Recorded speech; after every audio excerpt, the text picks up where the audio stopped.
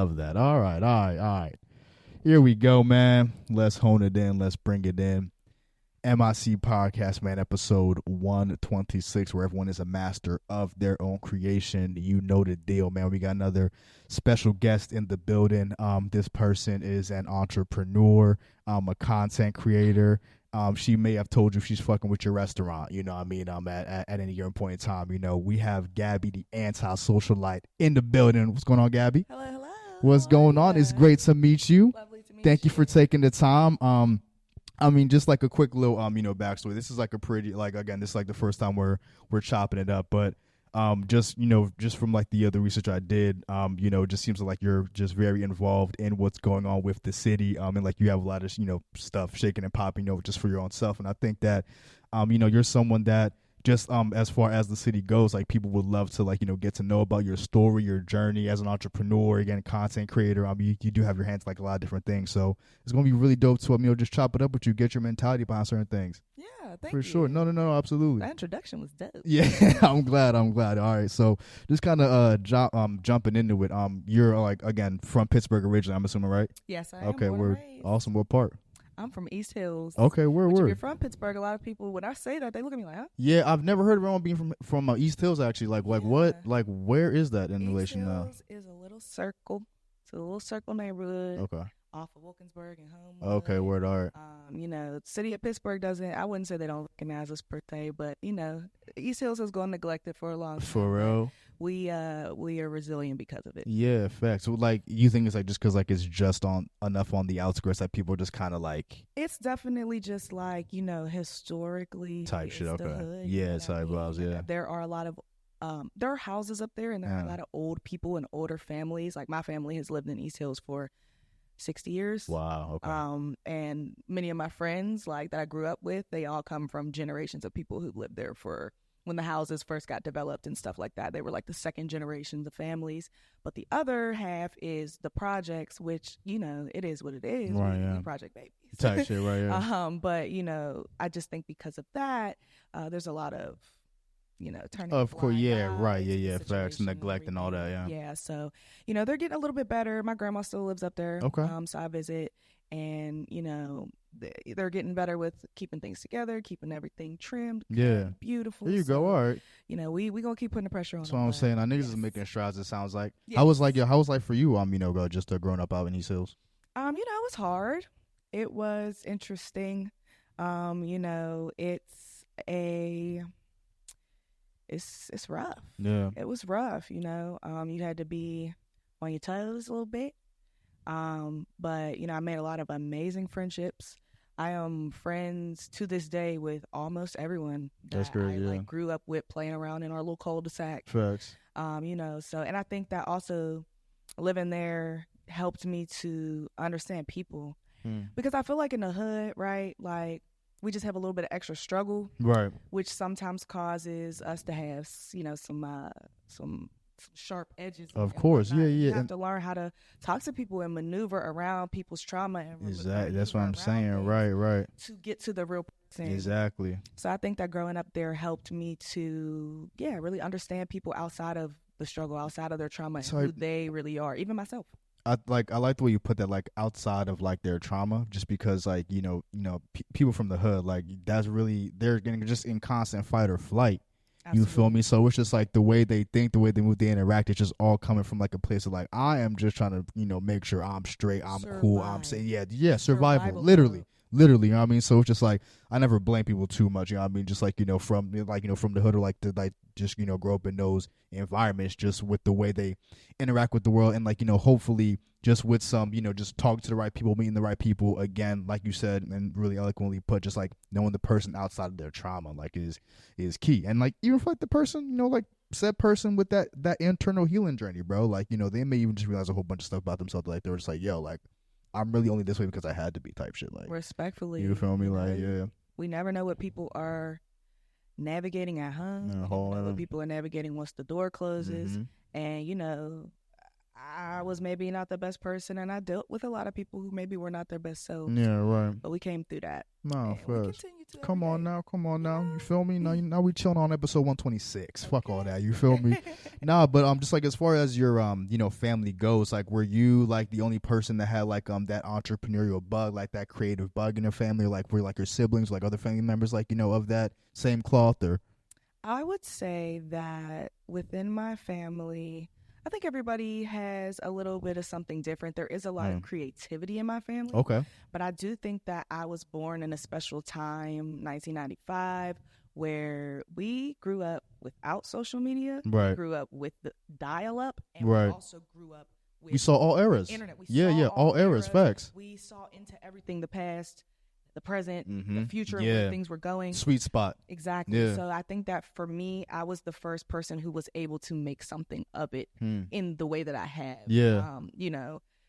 I have a older cousin. She's super creative. She can paint. She can do hair. She can do all those things. But there wasn't the marketing of social media. Of course, right.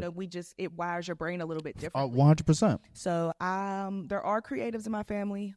I think that was the first to be able turn it to up like pivot you did, in the way that I did. Yes. Absolutely. And just like as far as like your family's like creative and like because like you said like like you got the one painter cousin, but like anyone else from like your like immediate family like do anything along those lines too? Or I think as far as what I'm doing, pretty much just me. Okay, where yeah. It's pretty. But like not even like what you're doing, but just like other creative outlets, like Yeah. Honestly, on my mom's side, I would say it's just me. Okay. And then on my dad's side, I have a cousin over there who paints as well. Okay, so, yeah. Some kind of like medium artist. Yeah. Right. But I don't know. Yeah, anybody has a business in my family. No, I mean like just even like with talking to people, sound like it's just like bro, anyone just in this industry pretty much like was the person in their family, the boisterous one, the one if that's just like got a business. I'm sorry. Yeah. Right. So. Yeah. If anyone got an LLC that she's forgetting, you know what I mean? Apologies. I'm about 90. Yeah, right. Nah, facts. But no, it's just like like that's just often the case. Like like, and I think black sheep is the wrong term, but just like as far as like being that person in your family, where just like, yo, what is Gabbi doing? Yo, what's this nigga Toby doing? She's like, I don't know. I can never account for it. I'll be like, because I'm definitely that person in my family. For me, it's just like, yo, what's the nigga? Oh, yo, he moved to Pittsburgh. Why did he move to Pittsburgh? Because he want to sort of. Oh, all right, word. It's just like, all right, word. I guess like. Yeah, I'm always telling them some crazy event idea. I'm doing this. I'm doing that. And they're just like, okay, girl. Nah, word. And everyone's always rooting for me. They support in every way that they can. So shout out. I know you started posting on YouTube about 6 years ago. Like was your first post, but like and like you just even again spoke to just our generation, just like how we were born in that critical era. So like, what was like your first memories of like interacting with the internet? It was built in. Yeah, right. We got a computer in my house I've had a computer since I was like super young. Yeah. Nobody knew how to use it. Type shit, right? Just there. Yeah, right. And so my older no one cousin, knows what it means. It's provocative. Like, yeah. Yeah. So my older cousin Amber, the one that paints and she does hair, she does all these other cool things. Yeah. She was first on the computer. Okay. So she did like Sims and stuff like that. Right, Put me on right. that. Yeah. I still play Sims to this day. Come on now, yeah. Respectfully. Bro. And so she kind of started it and got me interested. Okay. And then she got a little bit older. She's about 7 years older than me. So she phased out and she was like going to high school and she was like, I don't care about this anymore. Right. I hopped right onto the computer. And so, I had the games and I had the compact discs. Yeah, oh Jesus. But, right. But then, you want to explore more. Of course. So I remember my AOL.com Angel Goddess _ Gabrielle. Hilarious. Yo, the usernames niggas used to pick were insane. I didn't have no like AOL, but just like, bro, like even like the Snapchat name I made, like when I was in I'm just like, nigga, this is not who I am anymore. Like, what was I thinking? Literally, shit, what was I thinking? Feel me? Like, I definitely feel you. I remember like getting on the internet and the phone didn't work. Yeah, dial no, up. that I mean, You bro, got on the internet and it was come like, on, son. Yeah, no, you niggas like, don't know about that, pick a conversation or entertainment. ASL question mark. Yeah. And then you say something that is not true. Yeah, using the chat rooms for real Ain't with no way that. I'm about to say 25 from Florida. Ain't no way I'm about to say I'm 11. I'm 11. I'm 32 I'm from girl. Oregon. Babe, listen. parents. Yeah. You know, watch that shit. For all of us who survived the internet, y'all didn't do nothing wrong. We was wilding. Yeah, no, right? We was wilding. We was wilding. And you know, I also watched Degrassi. So I watched my sis on the chat room almost get kidnapped. So I knew when to stop playing. I knew when to stop playing. I'm not trying to right. No, I like a good storyline. Right, yeah. A good narrative. But yeah, my first memories of the internet was AOL.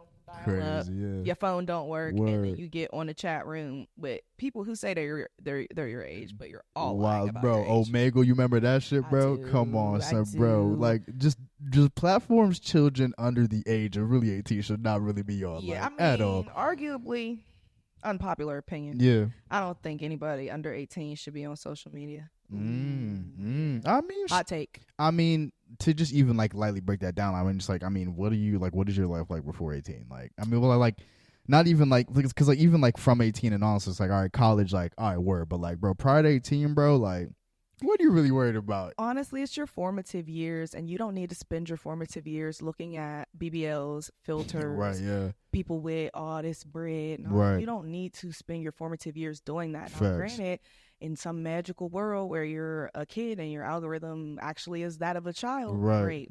There's not enough control on these platforms. Dog. Advertisements, you know, all these things. There's no limitations, so things get slipped to son. Younger people. Prom photos be looking like Met Gala photos. I'm just like, yo, what? Listen. Did the Grammys just happen? What the fuck? Like, where'd y'all go? No, for real. Like, when I went to prom in 2013, my prom dress was $1,000. Wow. Like, my mom did her big one. Well, that was not. No, come on. A lot of money. Come on. Today, that's a joke. Yeah, that's crazy, which is crazy. If you come with $1,000 prom dress, they're like, okay, where's the rest? Yeah. That's wild. The rest is crazy. I'm so glad I'm not a kid. Type shit, I would be right? embarrassed. No, for real. I'm poor. Yeah, no, bro. Where's the rest of the 1K dress is OD, bro. You know like, that's crazy, They bro. coming in Lambos now. Dog, no. No. Son, nah, you're not even lying, bro. Nah, yeah, I just have to process. I have to process that real quick, bro. Cause like, bro, like they really be showing, bro, with like the fucking swage. I'm just like, yo, you just get drafted, my nigga. Like, what team were you on? Like, my pet peeve is when the dudes stand on a girl's dress. Oh shit! That's like the new thing. Like she puts her train out and then he stands on it. Standing on the joint? I want to fight everyone because the shoes match the dress, and so it's a thing. Oh, so they trying to get some shit off. Burn it down. Nah, that's crazy, man. Yo, stop stepping on the dress train. That's crazy, yo. Nah, gentlemen aren't moving like that, gang. Like, that's crazy. So just like even from like your standpoint, like what was life looking like for you when you like decided to start posting content, like? I start posting content. Really specifically on YouTube. My fault. Let me just preface that because like I know like you have like several platforms, but like like YouTube really specifically. YouTube was also just like a part of that growing up journey. Okay, word. All right, okay. I can name off the top of my head 10 hilarious videos that directly influenced me growing up. You know what I mean? So YouTube was always a part of my life.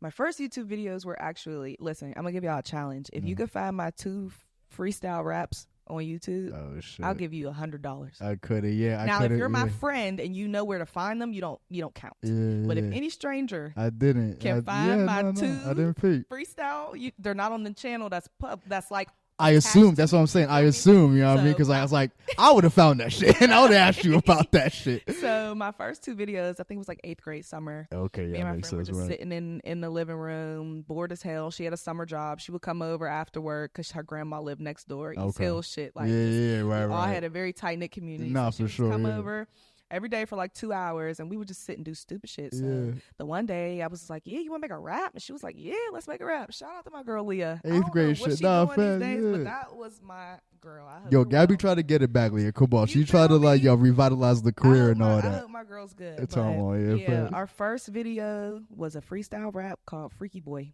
Oh shit. And it was a remix to Gucci Mane's Freaky Girl. Okay. And it was just goofy and silly and hilarious, and it was so much fun. And that was the first time I ever did it. And then I made another one. No. And then life got real serious. Right. Life got real serious. Right. And then, I high schooled. Yeah, college, I mean, come on. Yeah, facts, right. And, but YouTube was always still a part of my life as far as consuming content. And I always saw myself being a part of the atmosphere. Right. So once I kind of graduated, I got a little bit older, got a little bit more disposable income. Yeah, there you go. I started to set up, get the camera, get the trap. Okay, word, yeah, okay. Because I worked full time through college. I ain't have no money. Shit! What'd you do throughout college? Child, I worked at the bank. Okay. I worked at the other bank. I worked in insurance, like in an insurance office. I did a whole bunch of different stuff. Yeah. But yeah, I would go to school from 9 to 1. Wow. And I would go to work from 1 to 9. Yeah. So every day was all day. Yo, that's why very, very impressive, yo, just because like, yo, in college, yo, I thought going to school was a favor to niggas. Like, he's like, yo, I'm here. Y'all lucky I'm here. Yes, what I'm saying. Don't ask me to do nothing, yo. Work and school, yo, you're bugged out. Yeah. I'm gonna drink on Thursday though. Exactly. I'm gonna definitely do that. Thursday, Freaky Friday, all that, yeah. Saturday. All of it. Lucky for me, I went to a pretty no shade. Yeah. I went to a pretty boring college. Yeah. Love you, Point Park, but there was no. Point Park. Yeah, there was nothing like that. Was it like a smaller campus or? Yeah, it's downtown. Okay. Everything's all right. very kind of like spread out on different blocks. Yeah. No certain no Greek life, for example. Okay, yeah, right. Pitt, if you want to do their Greek life, at least back then. Right. So for me, I was a commuter. Yeah. I lived at home. I came to class for class. Yeah. And I went back home where I went to work. So right. I didn't really have the normal temptations of a college type vibes. I didn't live in that world. You think like when you left, like when you were presented with like some of those like same joints that like you were like, oh, like, or like, cause like I know like in people in college, like they kind of get that out of their system. So like when they're like an adult, it's just like, all right, like it's time to like, chill out. But like maybe like when you graduated, where you like when you just like, again, we're just like, having a life of your own, building a life of your own, and want to go out drinking, like, did you kind of go overboard or not really? I think the year of 21. What was that? 20? Oh, summer 16? Makes sense. Oh my. Listen, everybody know about summer 16. That's what I'm saying. The summer 16 is when I turned 21. No. The summer, and that's crazy because I think, damn, it was crazy. Summer 16. No. That's not when I turned 21. I'm probably a year after is when I turned 21. So like I missed the summer 16 turn up, but like 2017 I turned 21. But summer 16 was it regardless. Fuck it. Like summer 16 was crazy. Yeah. That's when I turned 21, and I had an amazing and vomitrocious year. Vomitrocious. I don't even know that word. Yeah. Yeah, it was bad. Yeah. Honestly, I think it's from the children's program Arthur. Oh shit. I got a vomitrocious. Yeah, no. Who are you telling, bro? Like, nah, facts. This is literally just movie references and pop culture references. Yeah, facts. Literally. But yeah, 21 was bad. Vomitrocious. I'm gonna steal. That's hilarious. Yeah, 21 was bad. 22 was a little something. Marginally better, but yeah. 23 and a half. I was over it. Oh, for real? Okay. All right. Yeah. Again, there's people 43 ain't over it. Never gonna be over you feel me? So nah, definitely respect to that. And like again, bro, kudos to you just for even like working full time through college, bro. God damn, all 4 years you worked through college. I did work all 4 years through bro. college. That's wild as hell. It was full time, completely full time the last 2 years, and then honestly, the first 2 years I was still working full time. That's but crazy. I was technically part time, and then just picking up everybody's hours. Right. So I was pretty much full time vibes. That's crazy. What was your degree in? Advertisement, public relations. Okay, so like it does like pretty much like relate to what you're doing now. Yes. Okay. It relates to I have 3 or 4 or 5 jobs. Just depends on what you consider a job. No. Listen, like just owning your own thing, and that's why like because I even talk like or like Mike talks to me about this like a lot of time, just like because he owns this, and it's just like bro, people don't understand like, and like it's not shitting on the ambition of ownership, because if you want to own something, go own that shit. But understand what it takes to own some shit. A lot. You know what I mean? Like niggas think it's just like telling niggas what to do, or like just kind of flexing what you own on whatever. You want to keep owning it? There's a lot that needs you to be feel done. you feel me? Like you want to keep owning that shit. So no, like nah. Because like owning this shit is like 8900 jobs in one. You feel me? So I definitely hear you when you say like you work. However many jobs you work, but again, so started the YouTube 6 years ago, so like 2018, right? And then you kind of like took a break for a little bit, just because like you weren't in the best space. So like just like during that time, like do you like because like you also like deleted some videos just like within that period too, like just in hindsight, just like as a content creator, because like deleting stuff, just we don't know what it could have potentially done. So but then like at the same time it's just like if you're not in a good place mentally, and like you kind of look back on older content, and you maybe weren't creating from like a healthy space, you're like, all right, like maybe this is not, this doesn't align with, my vision, like who I am anymore. And, deleting is, you're obviously free to delete whatever content you want.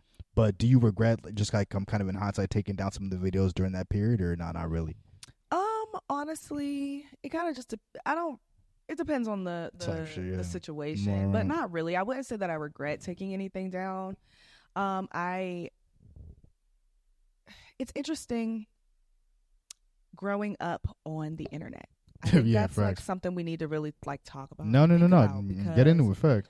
To develop your personality in front of 10 or 100 or 1,000 or 10,000 or 100,000 people. You don't know how many people are watching. You don't know who's watching. Right. It's a lot. So I do feel like in more recent times, I just try to be more considerate of what I post and like just think about it. Right. I think that I don't regret it, because when I was younger, I was trying to keep up with the amount of content. Let me make sure I'm making enough videos. Let me make sure that I'm like doing the things.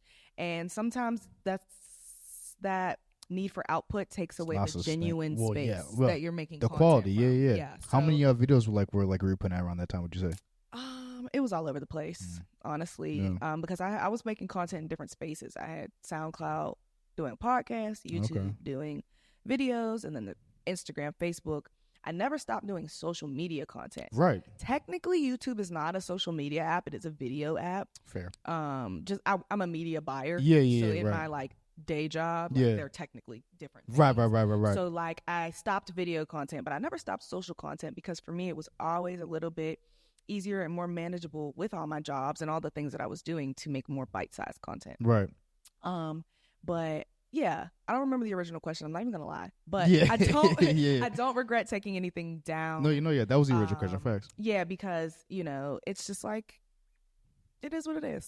Stop perceiving me. Yeah. Stop perceiving me. Stop perceiving me is hilarious. You were asking how much content I was putting out. Yeah. Okay. Yeah. A lot. All different types of stuff. Like I had a good time making like funny videos. Right. Which was always fun. Was that how like you entered the content game, which is like making funny shit? A video content, yes. Okay. But I would say that everything started with conversation. The original kind of place where I kind of started to blossom was Facebook. Okay. I was always making some type of hypothetical question or situation for people to talk about, or whatever, which in hindsight I regret just a little bit. I pushed such a men versus women narrative and like stuff like that, but it's provocative. It gets the people going. That's what starts the convo. Exactly. That's where I started at, and then that kind of transformed to videos. Started as statuses, and then there were hundreds of comments. So I'm like, well, let me turn this into a video. And then the videos kind of started to blossom and everything as well. So speak about that a little bit, just like kind of like, so like just even in like just interacting with Facebook and like seeing like the comments, like your thoughts even like make a video like that, just even kind of shows like your brain operating on like that content space. Like, did you like always have that instinct? I mean, pretty much just like kind of like growing up with the internet. I did. Like it always was like, I'm a writer. Like I flourish best when I can write something down, and then that thing turns into a seed of other things to like branch off of it. Right. So for me, like I could write something really great. You know how things get misinterpreted through text? Of course, yeah. You're not going to misinterpret what I say through a video.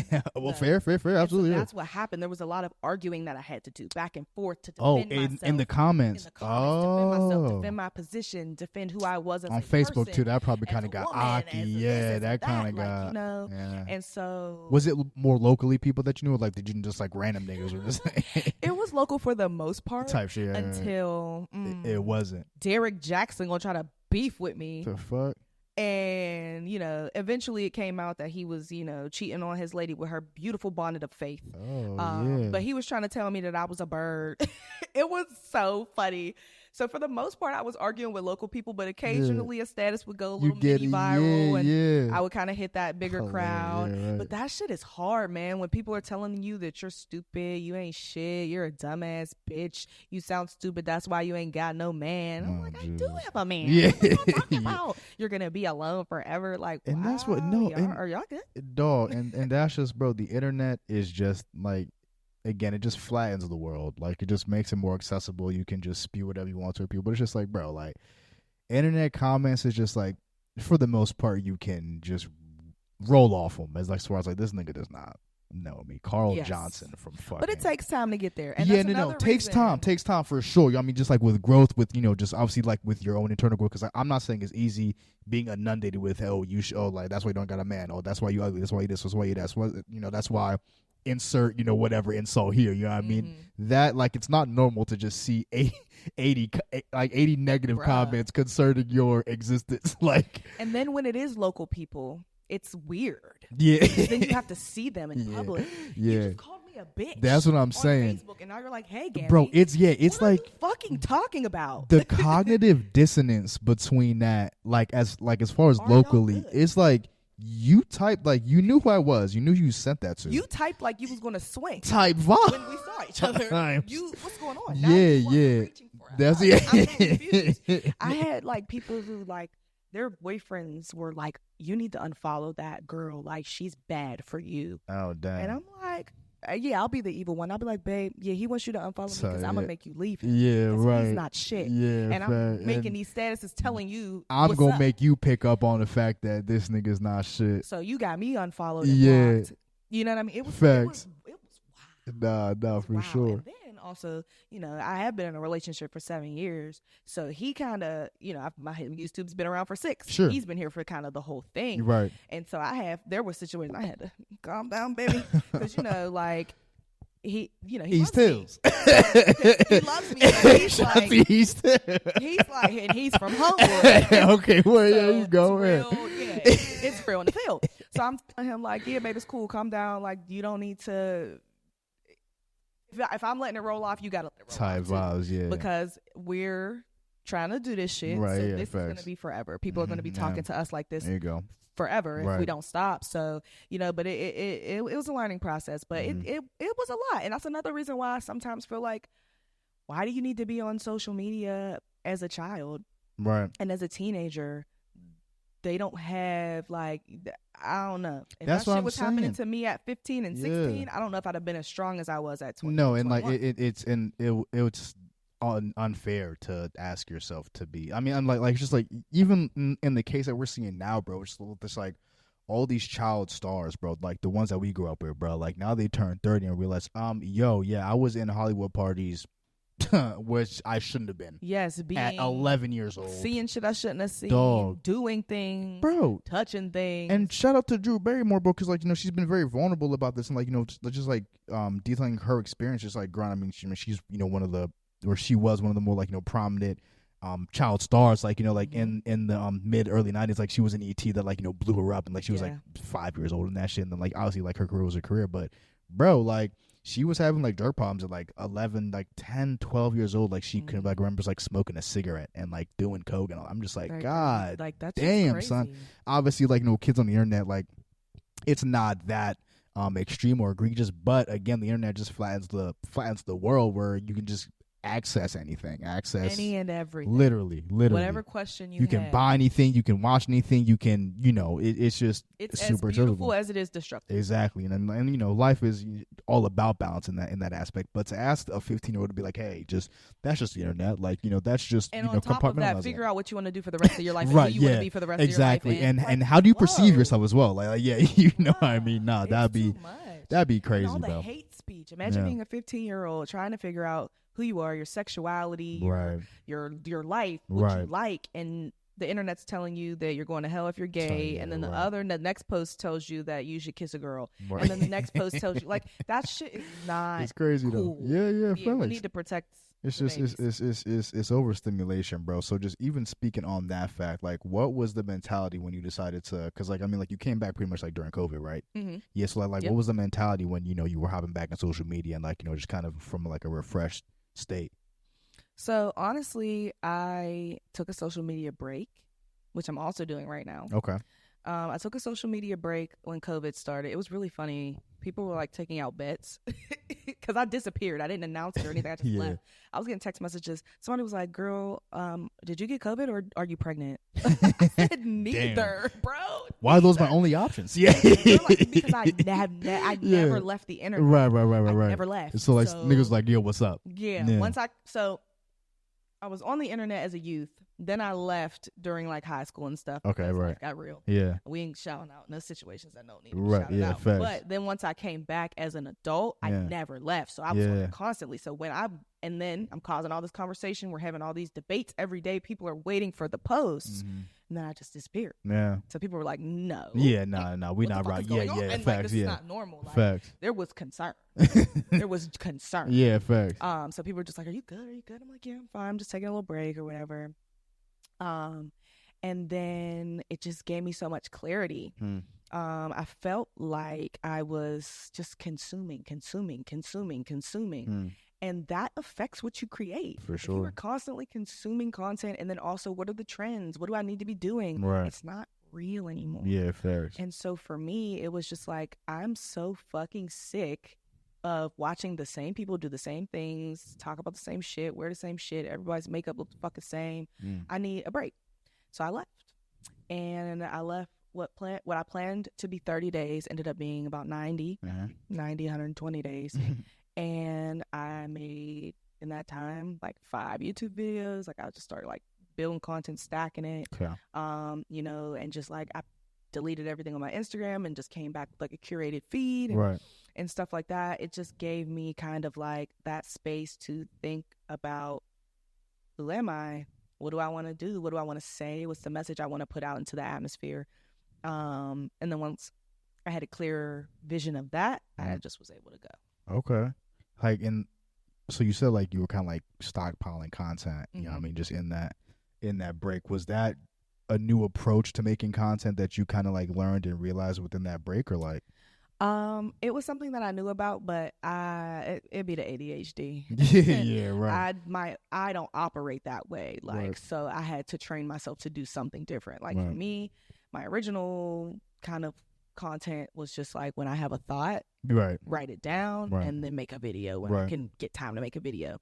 But that leaves no room for consistency. So I had like a bunch of sporadic videos, and sometimes they go like mini viral and sometimes they wouldn't, but there was no consistency. So that was something that I just decided, like, let me just switch it up. And so I stockpiled content so I could drop a video every week, which was great. Until I ran out of videos. And then we was back at square one. Yeah, because I don't work like that. Yeah, right. So, it's always good to try different things.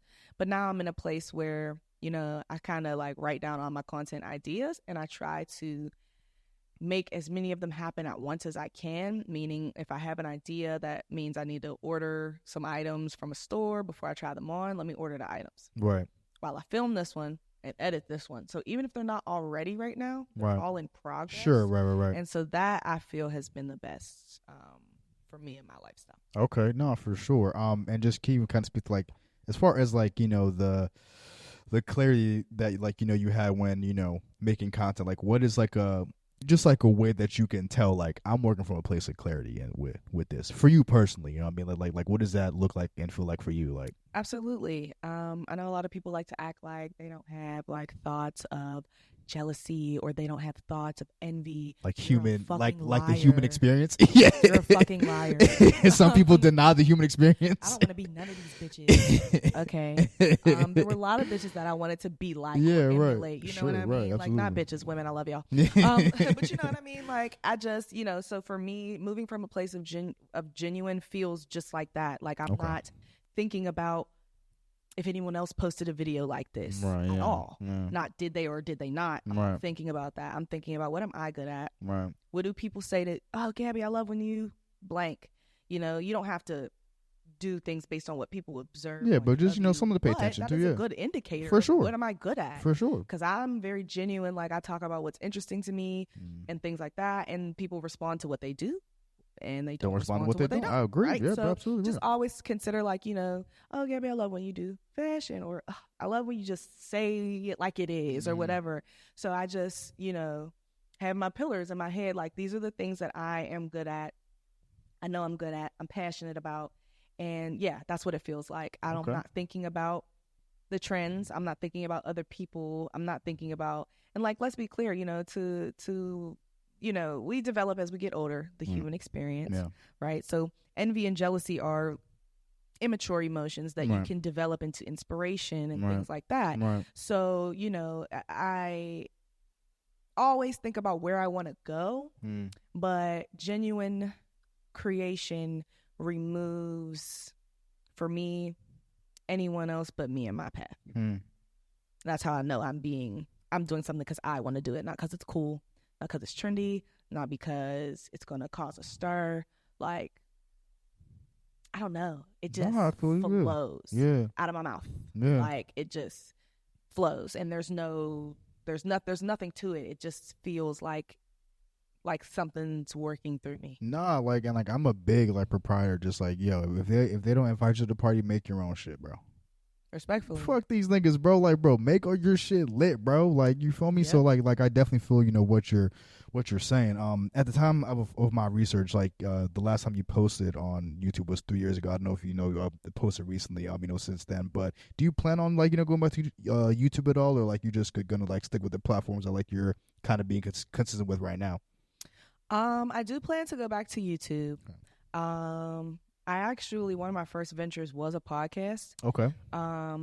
And the thing that has always driven my success has been when I'm talking and keep it real, and I often talk about things that people don't want to talk about. No, just in the I got that from your YouTube, just whatever it is, if it's a haul, if it's yo, what do y'all think about this, or yo, should men and should men do this, or just stuff that engages people. Yes. Looks like it's shit that you fuck with. Yes. Yeah. So I do plan on going back. I want to get back into podcast.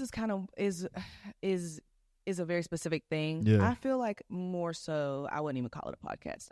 I want to go back onto YouTube in more of a talk show format. Okay, yeah. Because that's just where I feel the most me. Yeah. That's where I feel at home. So I do plan on going back. Would you make it comedic, some Z-Way shit? Have you seen her shit? I love Z-Way. Yeah. I love Z-Way so much. That is 10 years ago when I was first thinking about making content, that vibe is exactly what I picture. Absolutely myself. Right. A little bit less sketchy. Yeah. Because I do love sketches, and I do that too. Right. But this kind of element, I just like to talk to people and just have genuine conversations about real shit, literal shit. We can talk about real shit. Yeah, no, facts. We can talk about whatever. That's why, hey, listen, if you want to drop, and you've dropped several, but if you don't be afraid to drop a jewel on niggas, don't, just leave a jewel, take the jewel, and, just, it is what it is with that. You feel me? So, just even kind of speaking about your journey, right? You have your own clothing line, your own brand, all the hips. So where along in your journey did you kind of make that, I don't even really call it a pivot, but just kind of add that, to your toolbox as far as starting your own clothing line? Was this your first entrepreneurial effort? So All Hail the Hips was definitely my first official business. Right. I also throw events, so I just do. Yeah, a doer. So I think that I was doing events before the clothing brand. Sure. But the clothing brand was just parties and shit like that, or different type of parties. I think my first event was a vision board party. Okay. I'm sure that was the first thing I did.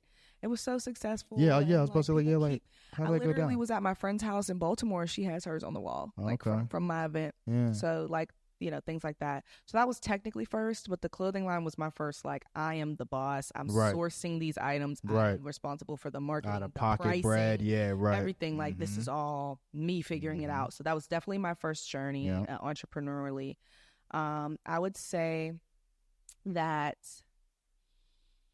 the pivot, I was kind of inspired by Rihanna, right? All right. You can't do everything all the time, But once you kind of get your foot in the door somewhere, then you can start to branch off.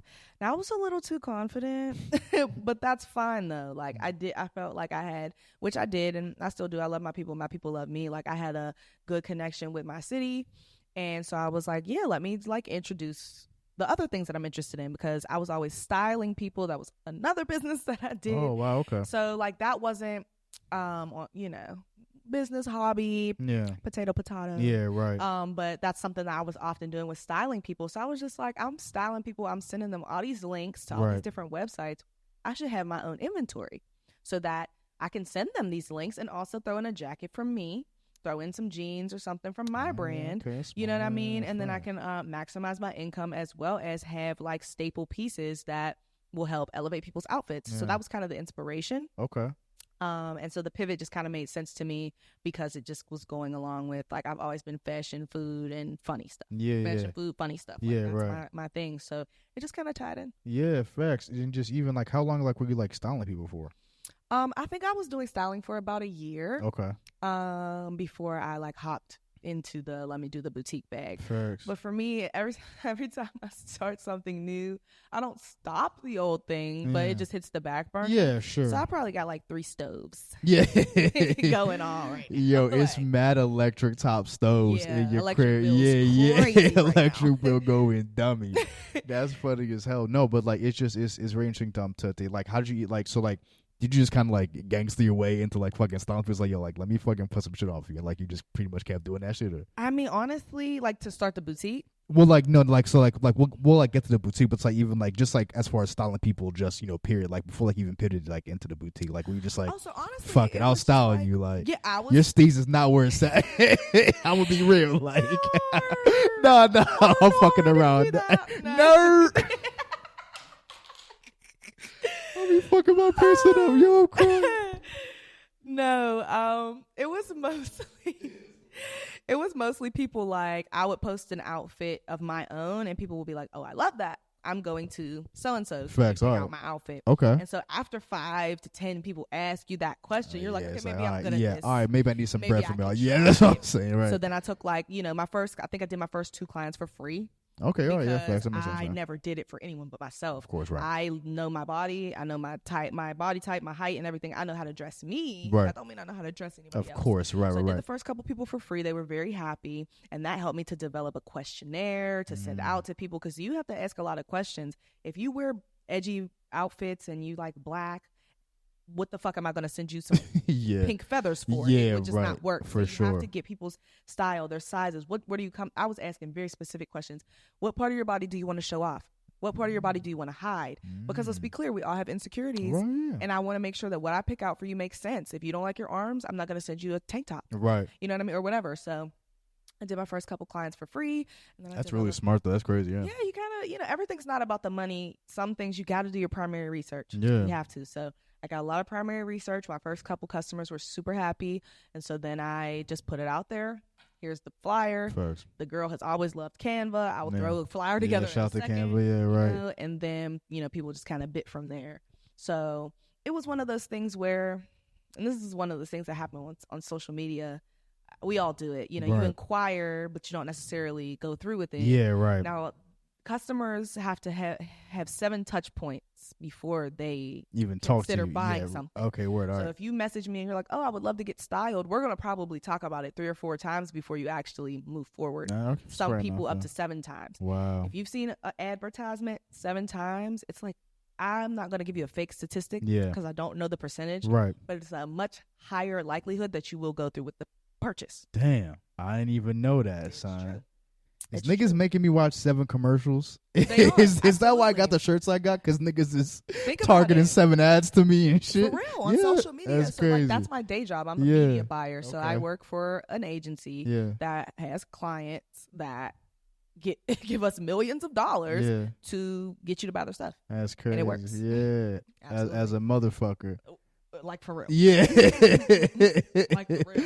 That shit is wild. And it's for everything. Like, the advertisements are so seamless these days, they don't even look like ads. Son, this is an ad. right now. Like, for real though, them shits are I'm like, cause just even with like your Instagram feed, bro, just using that specifically, like you'll be scrolling posts from someone meme account or whatever, and then boom, just like a little ads, like, yo, wait, do I follow this person? No, just the. But that's slick how they did that though. They just put it right in your fucking feed, like, and they do different little things. Yeah, sometimes it's an ad, sometimes it's a suggested post. Yeah, suggested post. Suggesting a product. Yeah, right. Sometimes it's like a featured, like they just slide them in there ever so gently.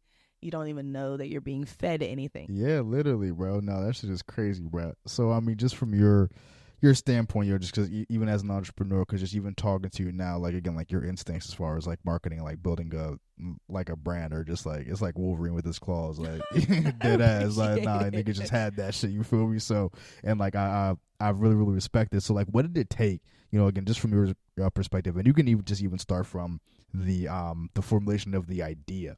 Yeah, I mean, for you to get all Hail the Hips off the ground. Yeah, for sure. So I mean, I buy a lot of clothing. Okay, yeah, all right, fair enough. That's where it started. I buy a lot of clothing. I didn't have to do a lot of primary research because, I mean, like one of the activities I use in my spare time, I just go shop for clothes. Even if I don't buy anything, I just look at what's out there. I put together outfits. I'm thinking about what to wear. Like I've always been very fashion oriented. My mom, my girl, she used to bring me trash bags, like sized bags of clothing from like TJ Maxx or whatever when I was a kid. I would do fashion shows in the house for the whole family. It was sick. That's love. Yeah. I have a problem because of you. But that's love though. That's fine. It is love. She knew it made me happy and it made her happy. Facts. Like she was just happy to live through me in that way. Let me put you in everything that I never had, because she had 5 siblings and was poor, and so she was not poor no more, or at least I didn't feel poor. There you go. I mean, she did her job. She hooked it up. Did her job. So as an adult, that's one of my hobbies. I shop. So I didn't have to do a lot of primary research because I know what a website's supposed to look like. I know as a consumer, I'm a super consumer of fashion. So for me, I didn't really have to do a lot of work because I already consume it so much. I know what's great. I know what sucks. I know who I'm emulating. I know what brands I want to be like. I want to be like a Closet Envy. I want to be like Fashion Nova. I want to be like Pink Plastic Babes. Like that was where my head was at. Okay. So I knew what the model was. And so I just replicated it systematically, but you still have to be genuine, right? And so that's where I think a lot of people get lost, is that they just replicate, and they only replicate because they see the idea and they're like, oh, I can make some money off of that. But it's not about that. You have to want to do it, and you have to care for it to be genuine. Build something genuine. Facts. So I did replicate the system. This is what I want the website to look like. These are the headers. This is where the search needs to be. If you make prices 99 or 98 instead of a round dollar, people in their mind think it's cheaper. It's not. If I make something $19.99 versus $20, you feel like you're paying less money. That's a fact, though. You're not, but it feels like that. You got little stuff like that. You feel me? So yeah. Literally. Yeah. So it really didn't take much. The biggest thing was figuring out a name. Right. How'd you come up with a name? My brain is just always like this. It's just always going. So I came up with a list of words that I liked. I think some of the words on there were like distinct. Hips was one of the words. Okay. Glitter was one of the words. Just like words that I just felt had a little like something just cute in the name. Okay. And then from the list of words that I just liked how they sounded, I tried to make names around the different ones. I think the first name I went with was like contradistinct or something. Okay. And it was like a mashup of 2 words. And I was like, ooh, this is so fucking cool. Yeah. And then my boyfriend was like, what the fuck? And then my mom was like, what the what fuck? Is contradistinct going? They were like, what the fuck does that mean? I was like, okay, never mind. Yeah. That's not the one. That's the name I would make if I was a stupid person. Literally, like. That's the name I'm not going with. Tricks you guys. Yeah, tricks you guys. I didn't put this on 50 shirts. Yeah. I didn't already print this on my business cards at all. Like, right. But I didn't, thank God. Yeah, right. But that was my first idea. And that's always to say, like, your first idea might be ass. Yeah, Keep yeah. going. That's what I said. No, and like I forget who said it, but just no, yeah, it was Bill Hader, bro. Like I don't know if you know Bill Hader, like the Bill actor, Hader. bro. Love Bill Hader's son. He was saying that like his writing process is just like get the ass shit out, just like write it's whatever. gonna be there. That's what I'm bro. saying. You have bad ideas. It's gonna be there. It's gonna Some be of your yo. ideas are It's fucking gonna be fart there. juice. Absolutely. Like, some of that shit sucks. Yeah, you gotta get to the good but shit. You gotta get. If you don't get the shit out, Yeah, you're never not gonna get to the rest. Absolutely, exactly. for so sure. Then I, kept writing different ones, Yeah. and there's something about all like hips, and then I wrote that developed into All Hail the Hips. Okay. And I think it was just like pulling different. With the mic. When I thought All Hail the Hips, Right here with the mic. Imagining like There you go. Watch the Throne. Okay, like that was where my head went. Yeah. Like I don't know why, and I was just like hips, like royalty, like we worship women are beautiful. We worship women, like All Hail the Hips. And that was just weird. That's fire. It went like that, yeah. And so that's fire. then I drew my own logo, which was crazy because I cannot draw for shit. Wow. I can't Okay. draw. So like, I mean, bro, and obviously because it's yours, but like you fucking made every like element. Yeah. Like so you didn't even go to like a graphic designer for the logo. Like that was all you. That's not like talk us through that. That's crazy. To get it done, I did go to a graphic designer to Okay, do all my right. drawing. My fault. Whoever designed it, my fault. I wasn't trying to my shit drawing Yeah. into something good. Right, for I'm pretty sure my girl Flex Designs did my logo. Okay. She definitely did my logo for my podcast. I'm pretty sure she did my logo for my business as well. If I'm lying, my bad. But I'm pretty sure she did. Look, it's been a couple years. But yeah, every time I have a logo need, I go to her. So I'm pretty sure it was her. No, I've had some other designers do like some graphics for me. Shout out to High Flyers Ty, my boy. He does a lot of graphics and stuff as well. Right. So I've had some different people work with me and work for me. But yeah, I had her turn the shit into something good and real and tangible. Shout out to Caleb too. Caleb has done a lot of logos for me too. I don't know who did which one, right? But anything fashion related came from Ty, Lex, or Caleb. Shout out to y'all because y'all are super great and help turn terrible drawings into really great. Like I don't know how they figured out what I meant. Yeah. Because this looks like chicken scratch. Yeah. But you feel Right. me, right. Yeah. And they did. But you feel the vibes though, right? Felt the vibes. The vibes were there. Yeah. And then that was it. It's just like my brain is like. Have you seen the movie Inside Out? Oh yeah. Cause not number 2 though, but yeah. Train of thought. Yeah. Like, that bitch goes. Yeah. And so that's just how it went. Yeah. It just went from this list of shit to slightly less stinky shit to throwing away some of the shit, and then we develop it into a nice shiny diamond. Yeah, facts. What was like the hardest part of you, like in the process of just like kind of getting it up and running? Spending all of your money. Right, yeah. That shit fucking sucks. Yeah, right. It was during COVID, and I ended up getting laid off. Because me and you both. Yeah. So fun fact, the place where we're recording this right now is actually where I used to work and where I got laid off from. Yeah. Not this venue, but we had an office in here. And so we closed in Pittsburgh. I worked for Lyft. And we had rental cars, so I worked out renting cars to people. Okay. But when COVID happened, nobody wanted to be in a car with anyone that they didn't know. So yeah, that's true. The rentals went from like we were making so much money to zero. Damn, that's and crazy. So they just had to lay off. I want to say it was like 40% of the people in the program working in that program. It was crazy. Wow. But I got a severance. Shout out to Lyft. Shout out to that. Yeah, love you guys because it was fat. Yeah. And I took a little bit of that and kind of put it into the boutique, which was awesome because you got to pay for everything: logos, bags, right, labels, right. Pricing stickers, the little fucking plastic gun that puts the thing on the thing. Wow, like you have to. right. There's so many things you don't think of when you ship clothes out. You can't just ship it in a bag. You have to ship it in a plastic bag and then put that plastic bag inside of another bag. And then depending on the item, you might have to put those two plastic bags in a box to make sure that it doesn't get damaged on the way there. Yeah. So it was really just all the little. When you do anything for the first time, you figure out all the cracks and crevices. Of course, right. So it was exhausting. Yeah, at times. sure. Yeah. And financially exhausting, and it was a lot. And I'm still kind of figuring it out. It's hard. Fast fashion is tough.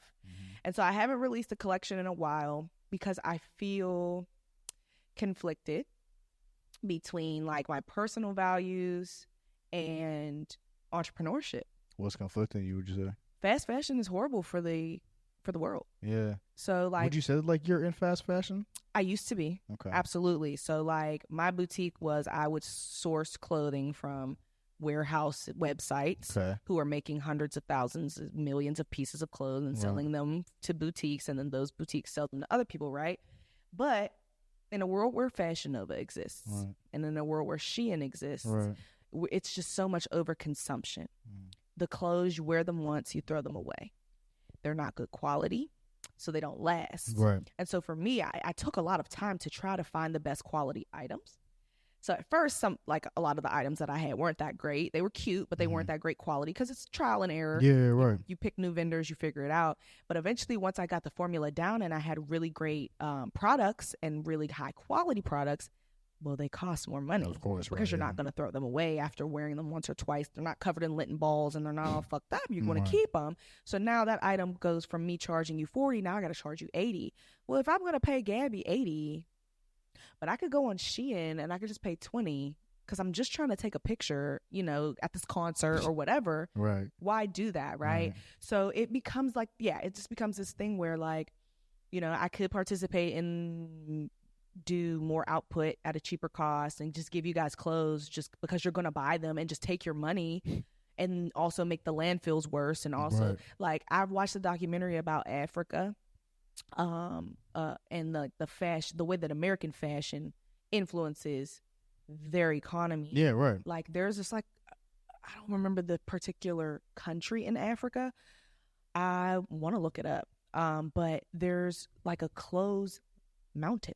Oh, sure. Where like all of our American excess goes, and then people dig through these clothing like mounds. I mean, imagine like the biggest junkyard ever, because those exist, right? But just clothes, and they go and they take the best items and then they go sell them on the street, which is great. We are stimulating the economy in some way, but also there's so much left over. It's a nuisance. It's trash. And then we're not even going to get into, if it costs me $10 to buy, that means the person who made it got 11 cents. And that person is probably a 7-year-old child.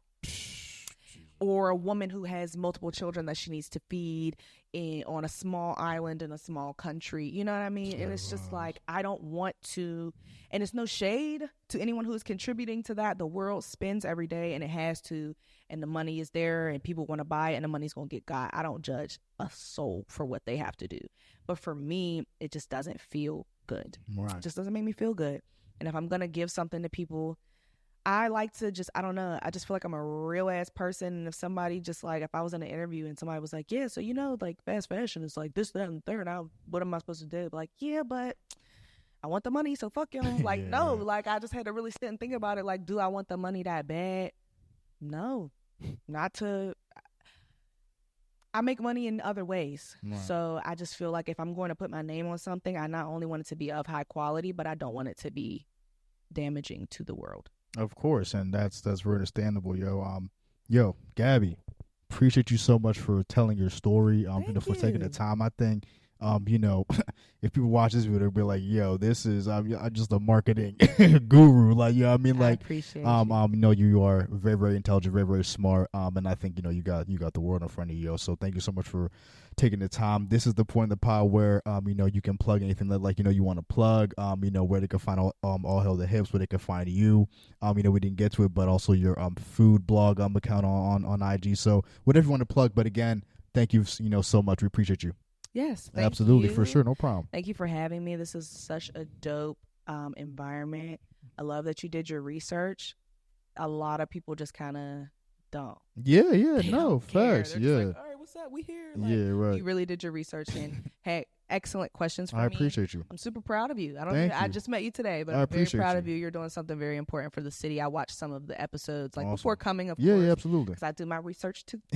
And you have a lot of important things to say. I appreciate you. So thank you. No, thank you. I appreciate it. You can find me on Instagram at @TheAntiSocialite with 2 underscores. You can find me on Facebook at Gabbi, Gabbi. You can also find my other pages. We'll go back to Instagram All Hail the Hips for the boutique, Gab on the Globe for food and travel content. What else do I have? I have YouTube, The Shit Show with Gabbi and Friends. And yeah, make sure you follow The Future is Black. We have so many events and so much content coming for you for the rest of 2024 and 2025. And I just want to just say shout out to everybody who I work with, who works with me, who advocates for me.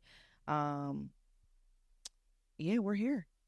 There we go. Love it, yo. Gabbi, the anti-socialite, man. We in the building. Listen, MIC Podcast, episode 126, where everyone is a master of their own creation. Gabbi, the anti-socialite in the motherfucking building. And Ralpo. Bow.